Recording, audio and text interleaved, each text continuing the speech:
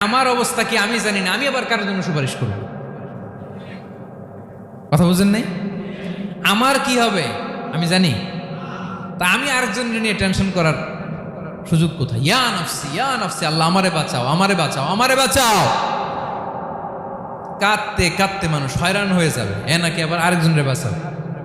বিশ্বনবী বলেন, বিশ্বনবী একবার ছাগলের রান খাচ্ছিলেন, রান খেতে খেতে বিশ্বনবী বলেন, আনা সাইয়্যিদুন নাসি ইয়াউমাল কিয়ামা, আমি কিয়ামতের দিন সর্বশ্রেষ্ঠ হব, মানুষের মধ্যে সর্বশ্রেষ্ঠ সেরা আমি বিশ্বনবী। আলহামদুলিল্লাহ পড়েন।